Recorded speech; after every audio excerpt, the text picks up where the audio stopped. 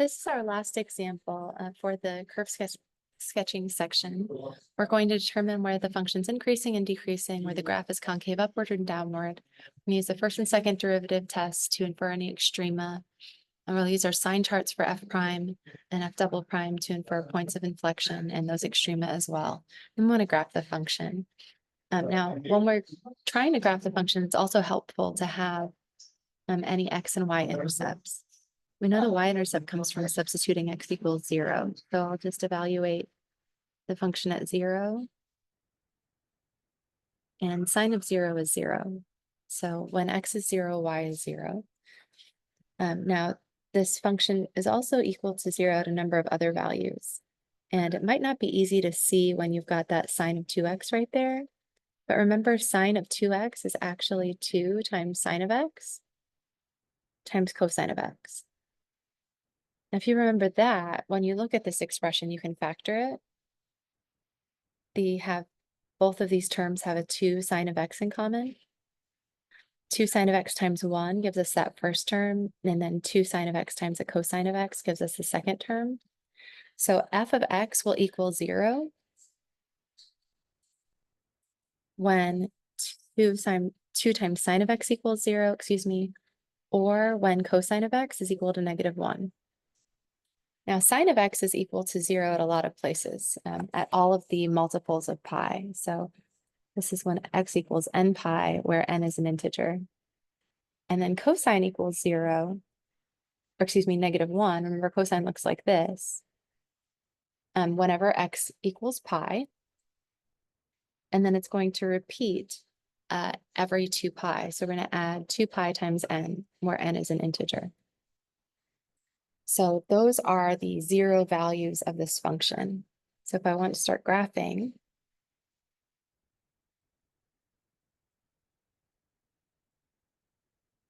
I know our function is 0 at 0 and pi and 2 pi and 3 pi and 4 pi because of this guy.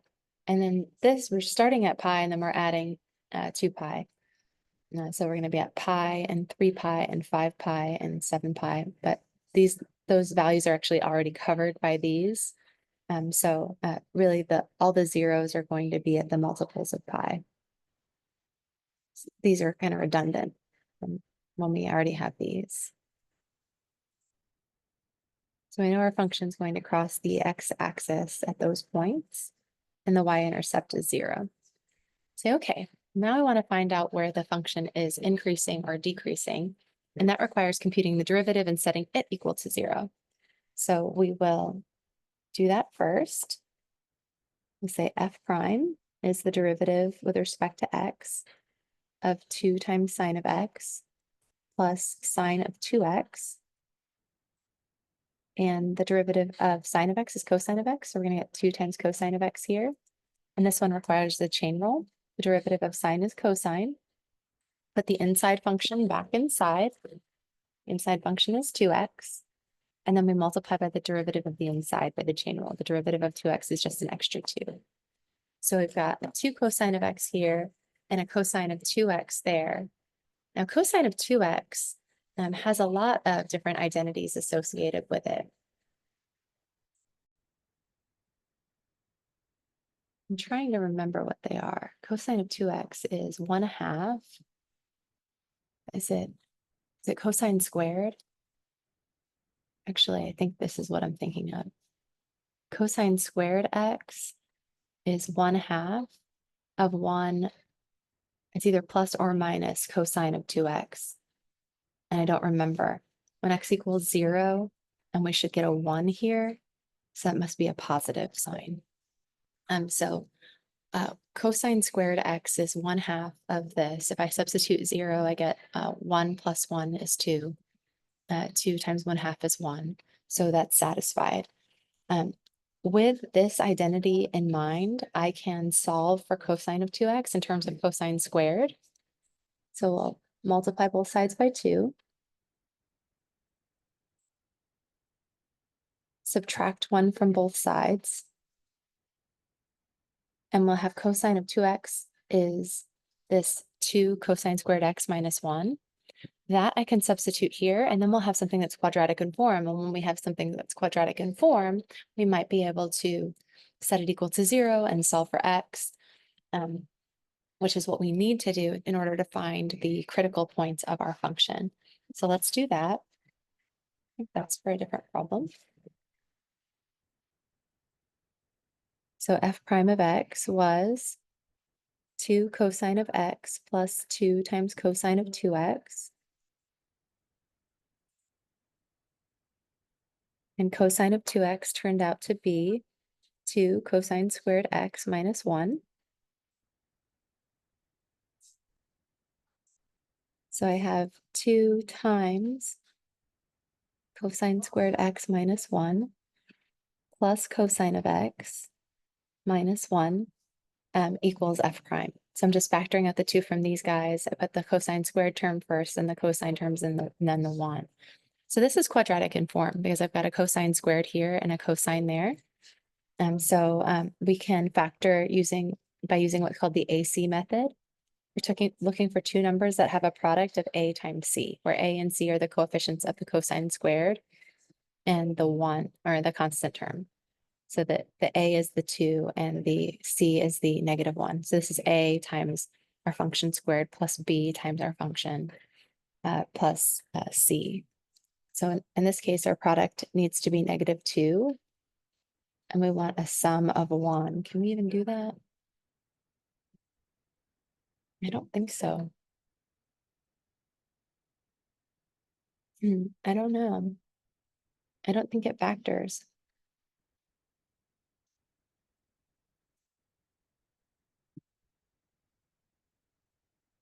Now, since our product is negative, we actually need two numbers that multiply to give us 2 that have a difference of 1, and that will actually work. 1 and 2 will work if the 2 is positive and the 1 is negative.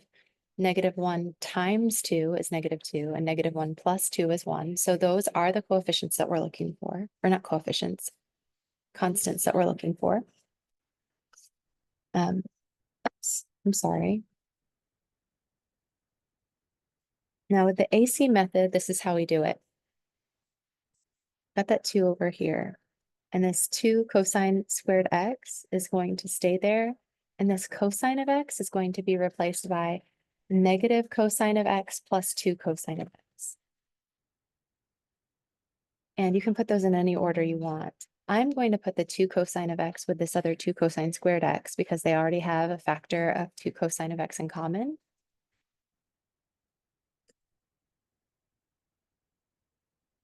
And then we factor by grouping. So we group these two terms together.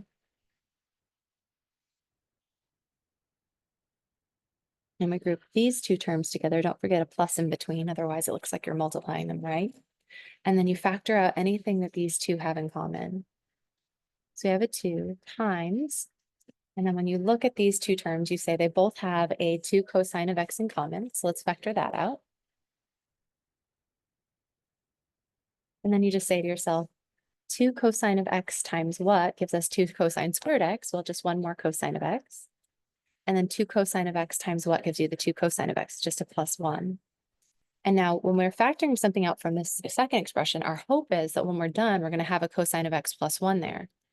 So I want to factor out a negative 1. Negative 1 times cosine of x plus 1 does give us this expression here. And then I look at the larger groups. So I say, okay, what do this term and this term have in common? Well, they both have that cosine of x plus 1, right?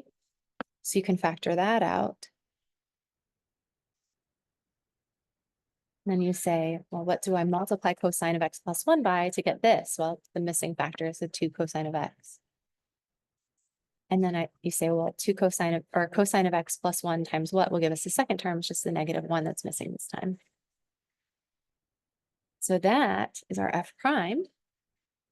And we want to know when f prime is equal to 0. So we set f prime equal to 0 and solve for x. This is allowing us to find the critical values of our function. So now I've got this times this times this equals 0. So that means either the first factor equals 0 or the second factor equals 0.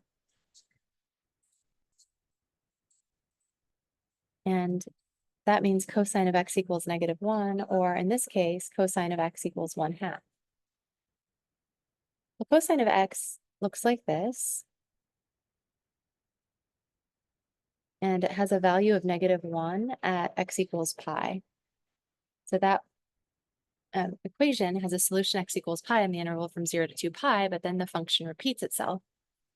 So we can add 2 pi n where n is an integer. Now cosine of x equals 1/2, well, if that's the adjacent side of the triangle, when that's the hypotenuse of the triangle, that occurs in quadrants 1 and 4. So our adjacent side is 1 when our hypotenuse is 2. In both cases, that's a 1, 2 square root of 3 triangle. And this angle is opposite the square root of 3. So the angle is x equals, it's a 60-degree angle. So that's pi divided by 3. And then we want to add 2 pi as many times as we want. So 2 pi n, where n is an integer. And then here we've got a negative pi over 3, or if you want, you can call that 5 pi over 3. And we can add 2 pi as many times as we want, where n is an integer. So these are the critical values.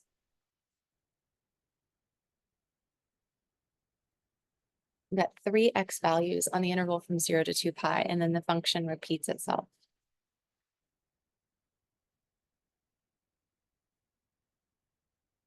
So we can look at the sign of, or excuse me, the SIGN sign of f prime on the intervals determined by this.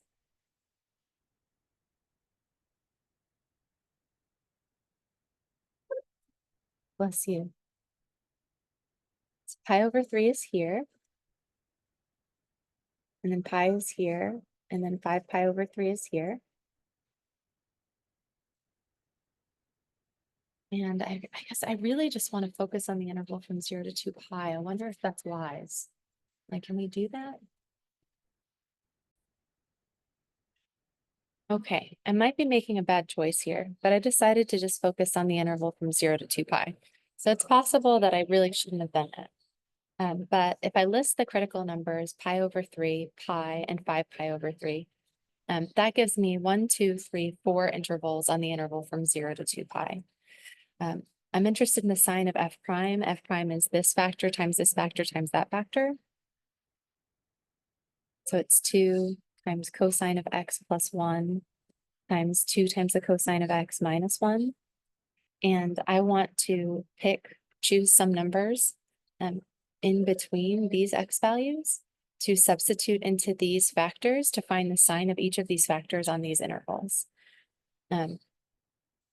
Let's see, where's pi over 4? Pi over 3 is at 60 degrees. It's larger than pi over 4, right? So pi over 4 is in this interval. So we could evaluate, and 2 is always positive. So we could evaluate this function at pi over 4. Then I'd have cosine of pi over 4 is square root of 2 over 2. So I'd have a positive plus 1 is positive. Now, if I take square root of 2 over 2 and I multiply it by 2, I get square root of 2. Square root of 2 minus 1 is positive. So we're good there.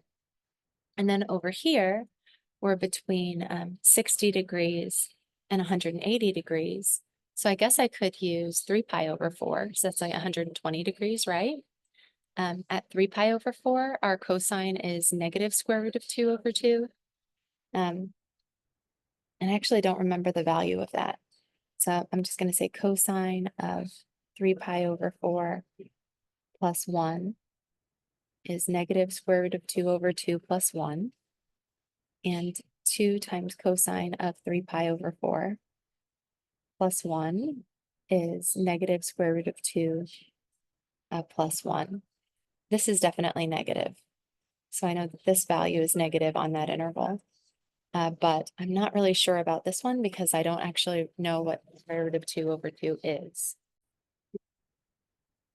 That's about negative 0.707 plus 1. So that sum is positive. So our function is positive there. Now, 5 pi over 3, that's 2 pi, which is 360 minus 60, that says 300 degrees. So I need some angle between 180 degrees and 300 degrees. Again, I think I'm going to choose that 5 pi over 4 because 5 pi over 4 is what, 180 plus 45, 225. So that's in there. So we'll do cosine of 5 pi over 4 plus 1. And cosine is still negative there. So that's going to be positive.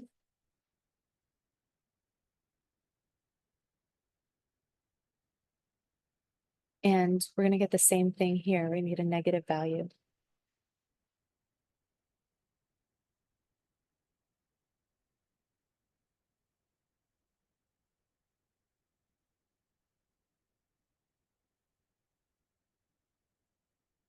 And then we're between 300 degrees and 360 degrees. So if I use a 315, so that's 7 pi over 4, we should get the right values here. Now, in quadrant 3, the cosine is positive, or excuse me, quadrant 4, the cosine is positive. So we're going to have a square root of 2 over 2 plus 1, which is positive. And this is going to be square root of 2 over 2 times 2 is just square root of 2 minus 1, which is positive. So f prime is positive on this interval, negative on this interval, negative on this interval, and positive on that interval. And then this pattern repeats every 2 pi because each of these x values, we added 2 pi n to each of them. So we're going to see these same patterns on the next interval. But these boundaries that we came up with, the 0 and the 2 pi, they were arbitrary.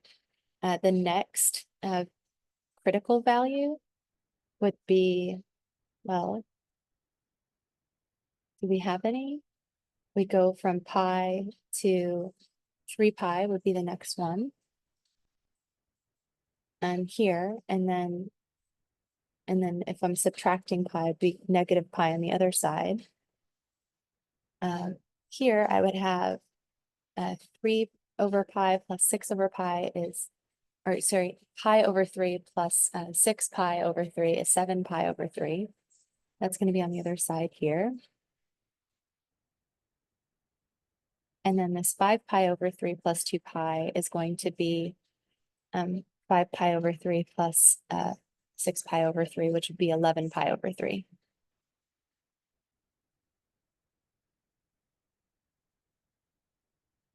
And then the 3 pi, I think, is between those, isn't it?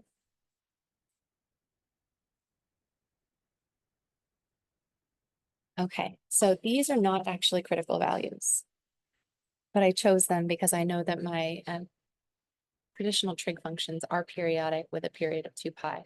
So we know that this pattern is going to repeat. So we're going to have positive, negative, negative, positive on each of the intervals. And the x coordinates where the derivative is 0 are these 3 coordinates, and then we were adding 2 pi as many times as we want. The function is increasing here, then it has a 0 slope, and then it's decreasing, so we have a relative max there. Here it is decreasing, and then it has a 0 slope, and it's still decreasing. So we don't have a min or a max. And then here it's decreasing, and then it has a 0 slope, and then it's increasing again. So we have a relative min there. So we'll say, and that's going to happen over and over again. So we'll say f has relative maxima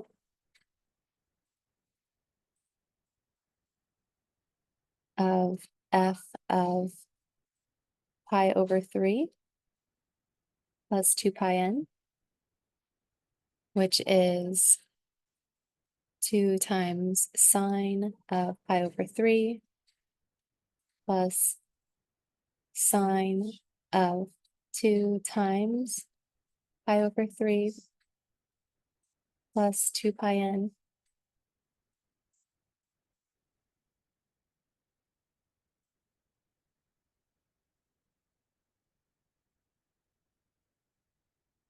So now I'm adding 4 pi n, which just doesn't change anything. So I'd have that.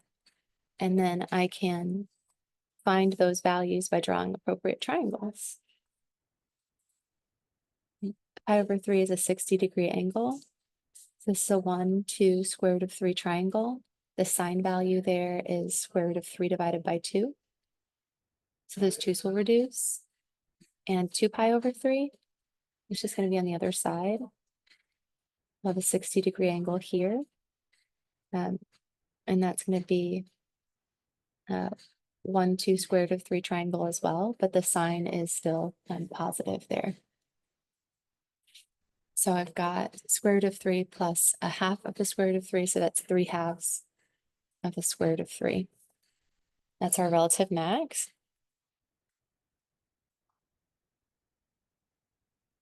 And we can find out what that is using a calculator to approximate it.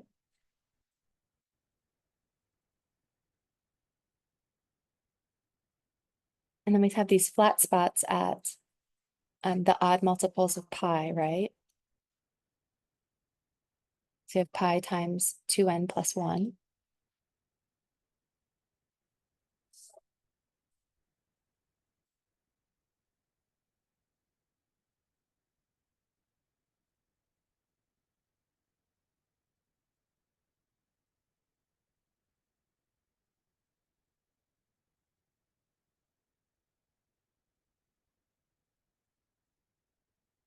F evaluated at odd multiples of pi gives us 2 times sine of an odd multiple of 2 pi of pi. It's just going to give us 0 plus sine of 2 times that odd multiple of 2 pi, and it's still going to be a multiple of pi, so we're going to get 0 there. So we have neither a min nor a max at these guys, but it corresponds to that flat spot where the derivative is 0, but we have neither a min nor a max. And then we have a relative max at these guys, this 5 pi over 3 plus 2 pi n. Or relative min, excuse me, because it goes from decreasing to increasing there.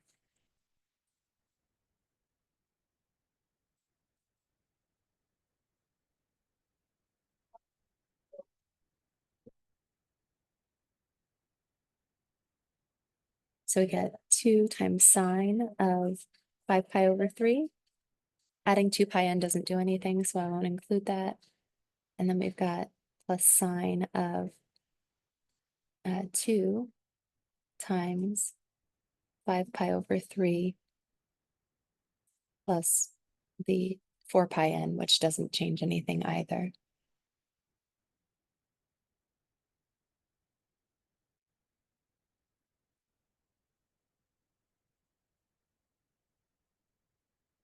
Sine of 10 pi over 3. If I subtract 2 pi from that, that's going to give me, subtracting 6 pi divided by 3, it's going to give me 4 pi over 3. I like to work with angles between 0 and 2 pi. I'm comfortable with those. All right, we can draw some triangles to find out what those function values are.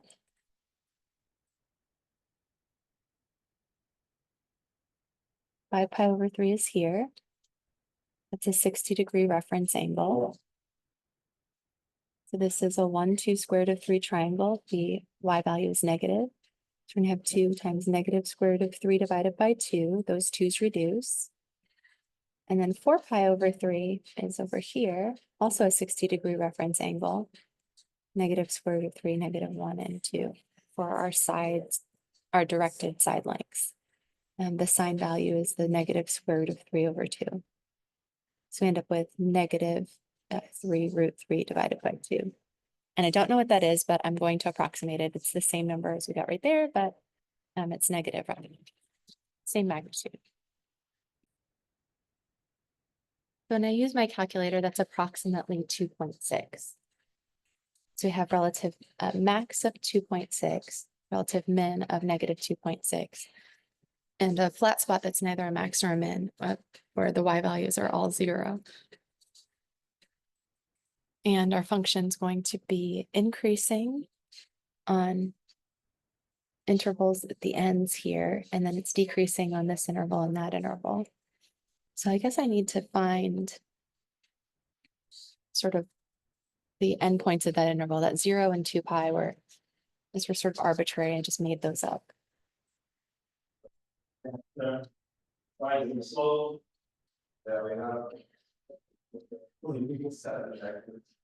we had pi divided by 3, and then pi, and then 5 pi over 3. And then if I add 2 pi to this, I'm going to be at 7 pi over 3. And if I subtract 2 pi from that, I would be at negative 5 pi over 3, right? Okay. So that gives me those values there. And then at 5 pi over 3, if I add 5, or if I add 6 pi over 3, I'd have 11, I'd be at 11 pi over 3. And then if I subtract 6 pi over 3 from this, I get negative pi over 3. Okay. And then for this one, I'm going to, if I add 2 pi, I go to 3 pi. 3 pi is 9 pi over 3. So it's in there. And then if I subtract 2 pi from this, I'd have negative pi, which would be in there. Okay, so those are my intervals. So we had a negative sign for a derivative here and here. And then on this interval, we had a positive sign.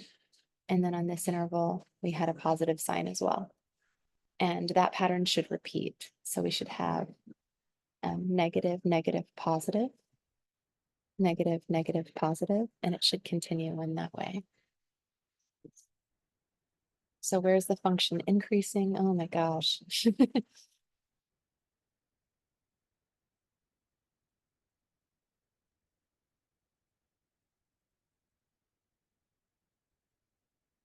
And so we'll say negative pi over 3 plus 2 pi n. So positive pi over 3 plus 2 pi n.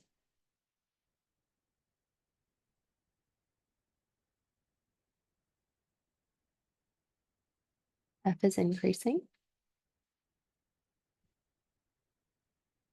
And then on pi over 3 plus 2 pi n to pi plus 2 pi n,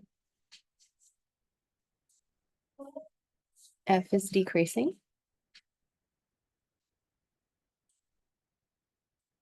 And then on pi plus 2 pi n to negative or positive 5 pi over 3 plus 2 pi n, F is also decreasing. And of course, for all of these, we're saying that n is an integer. Okay, so we know where the function is increasing, we know where it's decreasing. And we were able to make a sign chart for f prime and infer that we've got relative maxima at these guys of 2.6 and relative minima at these guys at negative 2.6. And then this flat spot in the middle of 0 there at all the odd multiples of pi. Okay. Now this is supposed to be with the second derivative test. It's a little bit tricky. Our first derivative was this, right? It was 2 cosine of x plus 2 cosine of 2x. Now, if I'm interested in concavity, I need to look at the second derivative. It's the derivative with respect to x of the first derivative, which is this.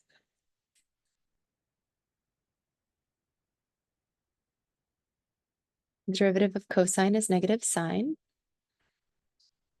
And when I take the derivative of cosine here, I'll have negative sine of x, or negative sine of the inside function, and then we multiply by the derivative of the inside. So we're going to multiply by 2, but we already had a coefficient of 2. So that 2 times 2 is going to give us a coefficient of 4. Now, in order to factor that so that we can find the point where the second derivative is equal to 0, we should replace this sine of 2x with what it is in terms of sine and cosine. It's 2 times sine of x times cosine of x. And then we can factor out a negative 2 sine of x from each of these guys. Negative 2 sine of x times 1 gives us the first term. And negative 2 sine of x times a positive 4 cosine of x gives us the second term. So f double prime will equal 0 when negative 2 sine of x equals 0. So that is at all the multiples of pi. And when 4 cosine of x plus 1 is equal to 0. So that's when cosine of x is equal to negative 1/4. I don't actually know what that value is, but I know that cosine is negative in quadrants 2 and 3. We're saying the adjacent side is negative 1 when the hypotenuse is 4. So this y value here, I guess I'll call it b. Negative 1 squared plus b squared equals 4 squared. So I end up with b squared equals 16 minus 1, or 15. So b is the square root of 15. So we'll have square root of 15 here and negative square root of 15 here. It's not a special triangle, but we're going to have a couple of different angles. If we take the inverse cosine of this negative 1/4,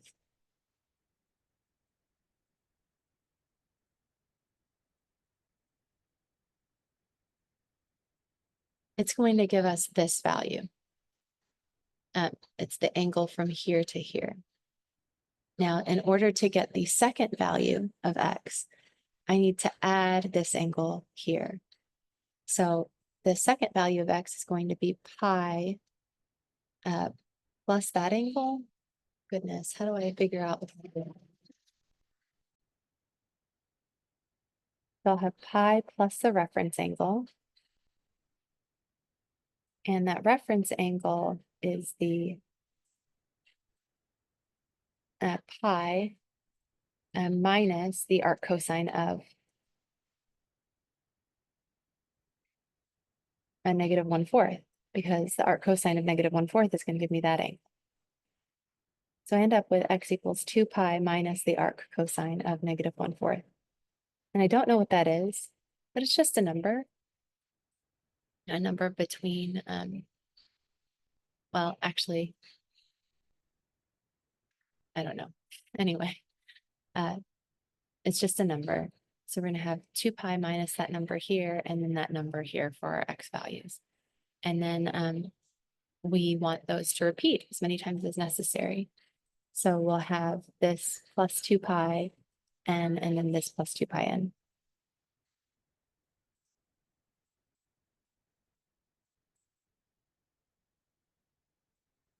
Where n is an integer.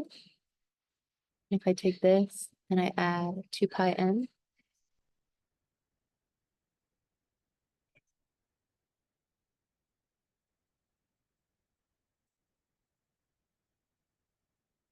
I get that.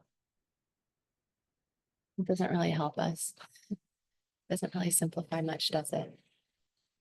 Okay.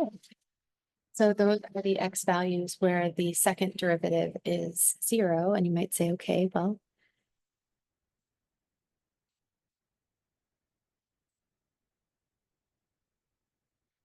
when is the second derivative positive or negative? Well, we would figure out what those are by placing those values on a number line. Let's say 0 and pi for our x values here. And then the arc cosine of negative 1/4, which is going to give us an angle between pi over 2 and pi.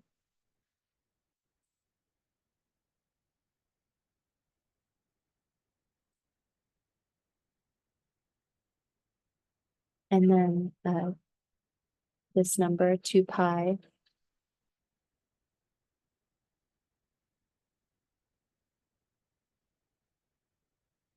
2 pi minus that? That doesn't seem right. Well, actually, no, it is. 2 pi would be all the way around, and then if we subtract that angle, we end up there. So that's actually correct.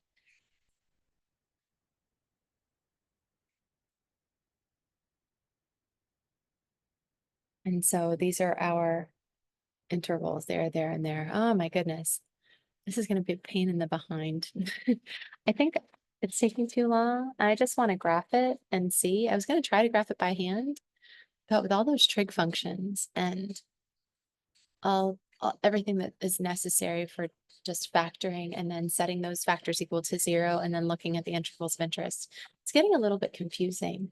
So let's just look at the graph and look at the corresponding points of interest, those that correspond to a 0 derivative or a 0-second derivative, and see if we can't infer where the graph is concave upward and concave downward, or where the graph is increasing or decreasing. So our function is this 2 sine of x plus sine of 2x. Okay, so this is our function. Isn't that cool? We said we had when we used the first derivative test, we said that we had a relative maximum at pi over 3, and then we had sort of a flat spot at pi, and then a relative minimum at 5 pi over 3. So let's add multiples of pi over 3 if we can. It won't do it exactly the way I want. And let's let the y values go from, say, -3 to 3. Oh, stretching it too much. Okay, so here we are, and let's plot some of those points. Let's plot pi over 3 and f of pi over 3. It's supposed to be relative max, and it looks like it is. Then at pi, we're supposed to have a relative min, or not a relative min, a flat spot. And we do.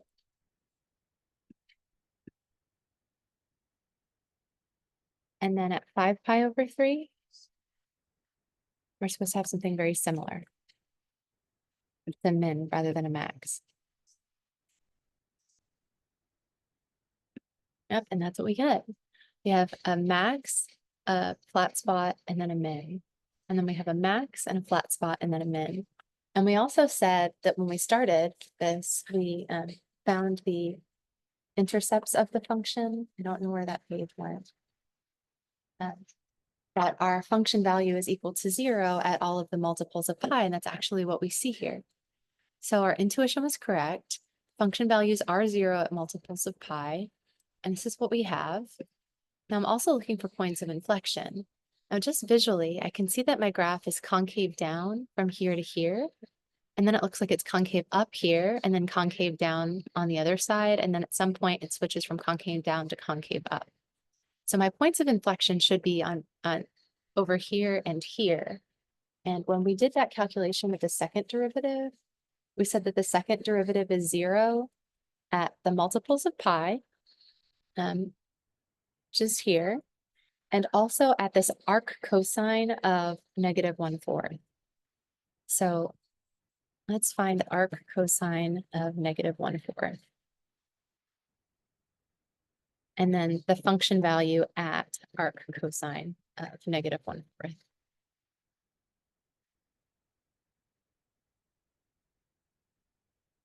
Now that's my point of inflection.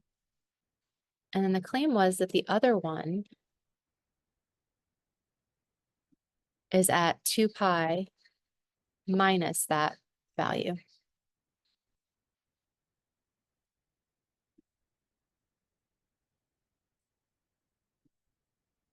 All right.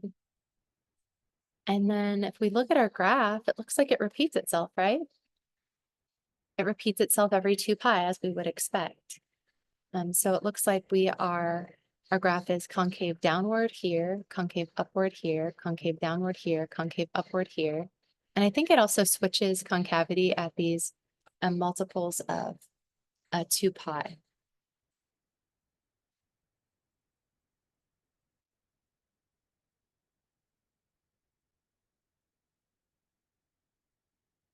Do I have that anywhere in here? Do I have any reason to justify that? We have sine of x is equal to 0 when x is equal to n pi. Yeah, so it goes from concave up to concave down at pi, and it goes from concave up to concave down at 2 pi, and it goes from concave up to concave down at 3 pi, concave up to concave down at 4 pi. So it does actually change signs from at those multiples of pi. So I think I want to add those as well.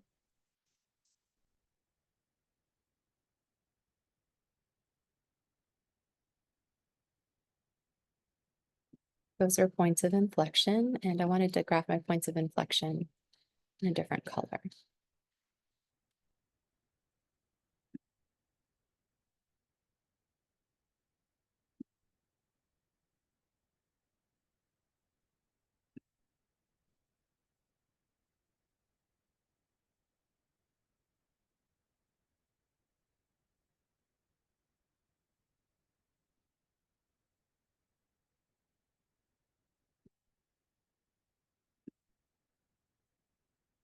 All right.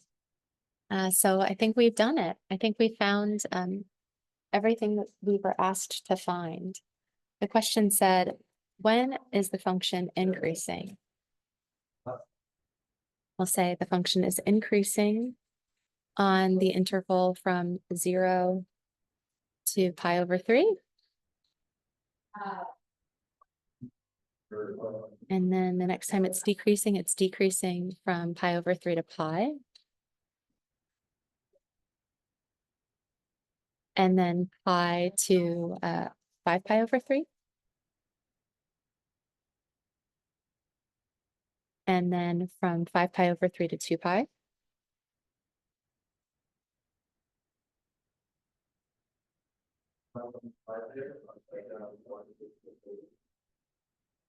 But actually, we could think of that as one interval, where we're going from negative pi over 3 to pi over 3 here. So maybe I'll just say that that function is increasing from negative pi over 3 to pi over 3,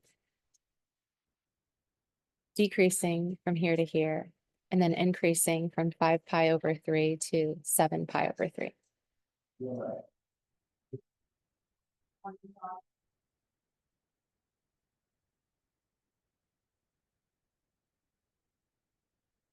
But this 5 pi over 3 to 7 pi over 3 is just us repeating what we've already done over here. So I think we'll say it's increasing from on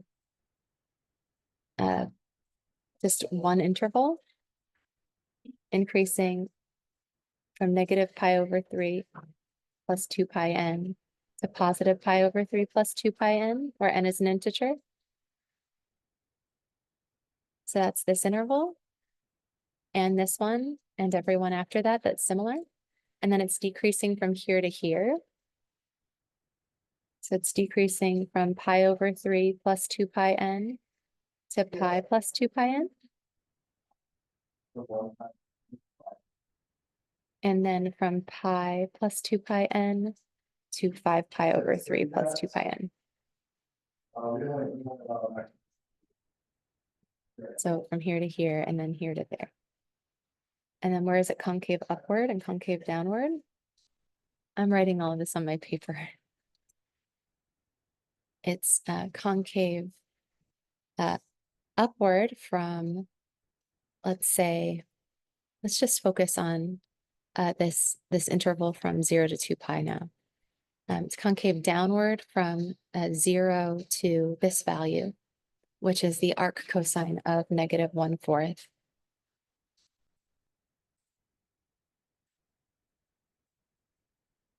So we'll say from 2 pi n, 0 plus 2 pi n, to arc cosine of negative 1/4 plus 2 pi n, where n is an integer.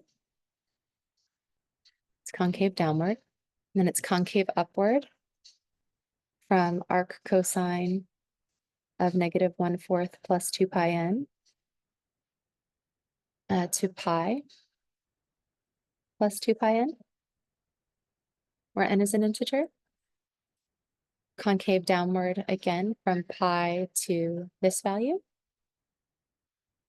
So pi plus 2 pi n to that value, which is 2 pi minus the arc cosine of 1/4, negative 1/4, plus 2 pi n.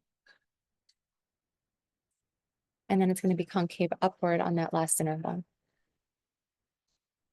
From negative 2 pi minus the arc cosine of negative 1/4 plus 2 pi n to 2 pi plus 2 pi n. Feels like some of these intervals may be redundant, but I think we covered everything now for where it's concave upward here, or excuse me, downward here, and then kind of concave upward here and here.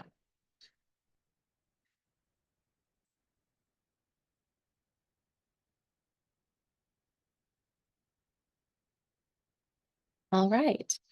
And we were asked to find points of inflection, and we did. The points of inflection are all of those multiples of pi, because our graph goes from concave upward to concave downward in each case. And then at those, the arc cosine of negative 1/4 and that 2 pi minus the arc cosine of negative 1/4, it goes from concave downward to concave upward in both cases. So those are our points of inflection. And what else were we supposed to find? Relative extrema, I think we did. There's a relative max. There's a relative min. And we wanted to find the extrema, we wanted to graph F, we wanted to find points of inflection. And we wanted to use the first and second derivative test as appropriate. We used the first derivative test to find these two values, but we could have just as easily used the second derivative test. Once we knew that our critical values were at pi over 3, pi, and 5 pi over 3, we could evaluate the second derivative at those points. And since the function is concave down here, the second derivative would have been negative. So we'd say the second derivative is negative and the first derivative is 0. Therefore, this is a relative max. And then here, our second derivative is actually 0. So it'd tell us nothing, right? We have to use a first derivative test. And the first derivative test says it's going from decreasing to decreasing. So that's not a minimum or a maximum. And then here at this one, we'd say the function is concave, or the second derivative is positive, so it's concave upward. Since the second derivative is positive and the derivative is 0, we must be at a relative min. So we didn't actually do that, but if we wanted to, we could have plugged those x values into the second derivative, looked at the sign, and then used the sign to infer what those values would be. So we did answer all the questions. We didn't write it all down on paper, but typically we would write it down on paper. And then we were able to graph the function. It was kind of tricky trying to imagine what the graph looked like just using pencil and paper. So I'm really glad we had desmos.com to sort of illustrate this for us, because then we can see all of the interesting features. Now, if you want to, you could also look at the derivative and the second derivative and try to infer how those derivatives relate to the original function. But I think I'm going to call it quits. I'm done with this video. I think it's a really interesting function, and I hope you use the Desmos graph, like manipulate it, change it, type your own stuff, and analyze how that first derivative is related to the original function, that second derivative is related to the original function, and how the first and second derivative are related to each other. And it's always an insightful practice, and hopefully that will be enriching for you and that you'll enjoy it.